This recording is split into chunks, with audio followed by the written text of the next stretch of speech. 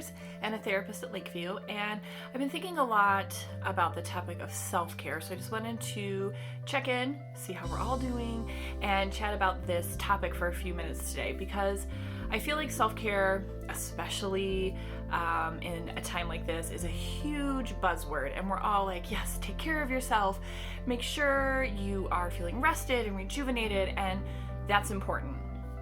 But also, before we talk about how to do self-care, I think it's really important to recognize the times we're living in.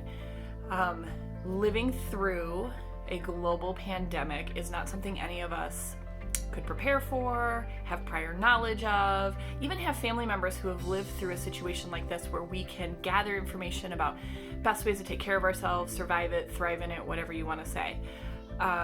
Living through something like this is a traumatic experience, and I think it's super important that we recognize that this isn't just a typical like, oh, my day is stressful, what do I do? This is actually something that is affecting our brain power and our ability to take care of one another, and that's important to recognize, right?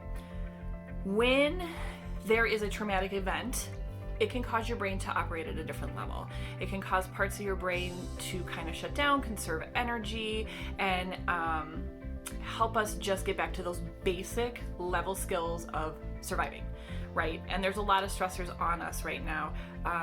Taking care of our families, making sure our kids are feeling safe and comforted and loved, and helping maybe our significant others who are dealing with stressors. There's financial stressors, there's work stressors, there's all these things that are impacting us. And research shows that when you have to learn a new skill, such as maybe working from home or teaching your kids from home, it's harder to learn a new skill when you're under stress.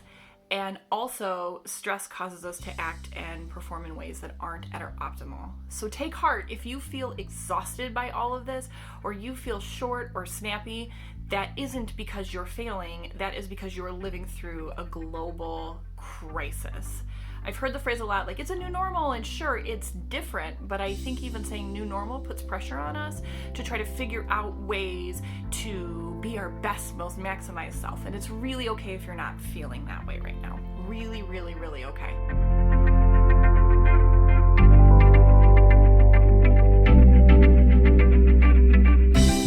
So now what, right?